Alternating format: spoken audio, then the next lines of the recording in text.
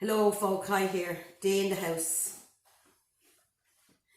and I'm here this evening with a very brave man that took a stand for his rights, his constitutional human rights, on a coach on the way home to his home in Mayo. And as he entered the bus, after travelling most of the way from Dublin, he got another coach, and as he entered the coach, the bus driver asked him, did he have a mask? No, he said, I have a disability and I can't wear a mask due to my disabilities, was his response to the driver. The driver's response then was to him to ask him what his disability was, which the driver has no right to do whatsoever. That man's medical business and his GDPR is his business. That driver was breaking that man's GDPR and the man knew it. As you've all seen the video that's went out of Andy, there was no confrontation with the driver. There was no arguments or row, as this Trevor Quinn from the Irish Mirror, and then we've got it in the Irish Times and other newspapers, that it is understood that he became embroiled in a heated and verbal row with the driver. Well, Mr. Trevor Quinn, we would like to tell you to go back and look at the video, and you should have got your facts straight. There was no heated verbal row with the bus driver, as everybody could see. This man entered the coach, and when he informed the driver, he could not wear the mask for specific medical reasons. The man then pursued to take a seat down the aisle as he walked down the aisle, and the driver was still shouting the man's personal business after him, that he wanted to know what his disability was. The driver then, I've been informed, left the bus. And I'm going to let Andy tell you now what ensued then. Because the reason of my telling you this first is because Mr. Trevor Quinn from the Irish Mirror, the Irish Times, the whole lot I didn't put on there, that there was a heated verbal row with the driver, which is so untrue. This man's rights was being violated, and the man had every right to stand up for his constitutional rights and protect them. And I'd like to introduce you now to Andy. Andy. Hey Dee, thanks for having me here. You're more than welcome, and I'm delighted that you came on. Andy, what we witnessed online, what happened to you on that bus, was an absolute disgrace. Every right under the sun was being violated on you. Now, we see the lies that's been put in the newspapers, and you told me that did upset you. It did upset me. It upset me a lot, yeah, because that's not what really happened. Would you like to tell the people there tonight, Andy, your version of exactly what happened from the moment you got off your other coach or your train or whatever it was and got onto this? You had travelled all the way from Dublin. I travelled all the way, not just from Dublin. I was in Wexford. I was kind of travelling around the place for the whole weekend, and I had no problems. Nobody had said anything to me. It was only when I got the train from Dublin to Ballyhonus, and then I was getting the 3:20 train back to bus back to home.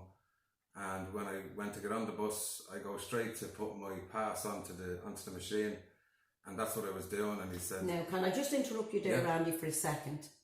When you say your pass, you showed the bus driver that you had a disability pass." Yeah, my disability travel pass. Yeah, so he knew you had a disability. He knew I was on disability, yeah.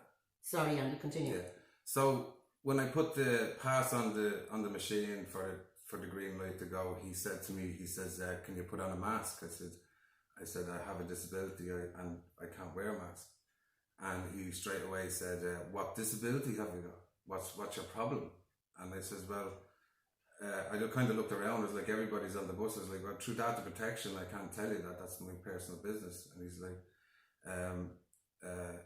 he then started saying, oh, you need a letter. And I said, well, under data protection, you can't see that. I said, that's my personal information. And as I was just saying that, I was trying to walk towards my seat. So with that, he didn't even give me a chance or didn't explain anything. He just jumped straight off the bus and says that he's ringing the guards. Now, that's where I want to come in here. Because of this man, Trevor Quinn, stating that there was, his words, a heated, became embroiled in a heated verbal row with the driver. No. That never happened. That never happened. So the driver got straight off the bus? Yeah, straight off. He didn't give me a minute. There was a lot of people on the bus. They were left unattended, as myself. You know, didn't care about anybody on the bus. Didn't want to engage with a conversation with me whatsoever. It was just his way or no way. He was completely discriminating against me because I had an illness and because I wasn't wearing a mask. Right. So he's standing there. We see on the video then that you come out of the seat and you go up to try and engage with the driver, and he's standing out on the pathway. Yeah. And you spoke to him and asked him, what was the word? I remember you spoke to him and you asked him something. Why was he doing this? Yeah, I was trying to get some answers because I was completely left confused. You know, I'm trying to just travel home. I had a really long day. My uncle was being buried that day, in fact, as well. So I'm very sorry to hear that. I was quite emotional too, you know. Just wanted to go home after the long weekend. But he wouldn't engage with me. He wouldn't give me the time of day. You know, it was just like I was a nobody. And if I wasn't getting off the bus, you know, it was the guards that was coming. Yeah. You know, and the guards kind of... validate me in a way, because when I was on the bus with the guards, they said if I just wear the mask, I can continue my journey. Now, this is where we come in here to Mr. Trevor Quinn. Yeah. You can all hear the guard say to Andy on the bus, if you just put the mask on, you can continue on your journey. Yeah. Well then, how does that justify what the papers wrote about it became embroiled in a heated verbal row with the driver? If that had taken place, the guard wouldn't be telling him to put the mask on and he can continue with his journey. So that disputes anything that this journalist, Trevor Quinn, for the Irish Mirror states, which we have been trying to contact for a reply from him, but he's refused to contact us at all today. We asked for his comment on his lies. But as you all seen on the video, there was a little child crying. And as Andy has informed me, that became a concern to you, didn't it? That became a major concern to me, because I was trying to read the comments and it was on my mind because I could hear the child crying and kind of coughing in the background, and it was uneasy for me because I'm a father myself, and if anything comes first, the kids come first. You know, as much as I do need to stand up for myself and for my own rights because they are being stripped away from me, the kids were on my mind. When the guards said that they were basically going to drag me off the bus, I was looking at the kids, they were on my mind, and that helped towards me getting off the bus, because I didn't want the kids to see anything inappropriate of me being forcibly manhandled off a bus, you know. And that was your main reason for standing up and saying, because you can hear you stiffly say they're going to come on and drag me off the bus, and that's why you decided to get up and leave the bus, because you didn't want... That's the main reason. It was on the back of my mind. Yeah. You know, I thought kids don't need to be seeing things like this, you know. So we see then on the video, you step down off the bus and you say, "There, are you happy now? I'm off the bus." Yeah. And he says to you, "Are you still refusing? You're on the..." He says, "You're off the bus now. You're still refusing to give me your name." He says, "What's your name?" And I says, I don't need to give you my name. I was wondering what crime am I being arrested for. I wasn't being told anything. He just came straight up to me, put the handcuffs on me, and put me straight into the back of the car then. Now, he told you that you are being arrested for the COVID. No, he didn't even say that. It was public order. You know, it wasn't... He didn't arrest me under But when you asked him on the bus, did he not say to you the Public Order Act? Oh, yeah. Oh, not the Public Order Act, the COVID Act. He was quoting some law to me to say that it's mandatory for me to wear my mask. Yes. And then all of a sudden it was changed to Public Order Act. So they went from one thing to another, you know, like I was really, I'm not too familiar with the law, but I'm trying to learn as much as I can, especially in these times. And when I was telling them, like, Article 40, we freedom to travel, you know, they seem to get around that with a public order charge. Yes. You know, and that's another infringement. And not only that, but they were really entrapping me into that. you know, by the way they were treating me on the bus, you know, completely discriminating against me. You know, they drag it out of you, you know, they put you in such a corner that no matter where, you're not going to win, you know, even if you have... Is that how you felt? That's exactly how I felt. So then when you got off the bus, he had cited the COVID Act to you, and you said even under the COVID Act, you asked him what legislation, and then you asked him, you have a condition and you are exempt from it. And then when he got off the bus, he said, "Now you're off the bus. You still won't refuse to give your name." And you said, "What's a crime do you suspect me of?" Yeah, it was like... And there was none. He said, "Right, that's it, Public Order Act." Yeah. How do you feel, Andy, about the way they changed it and used anything they could to bring a charge against you? I feel disgusted. I feel like, you know, what good is our rights if we can't have them, and they just have one thing to cover another, and it's completely unlawful, and it's so unfair to people, especially with people with disabilities, having to get on a public transport, even to having to explain to someone that you have an illness.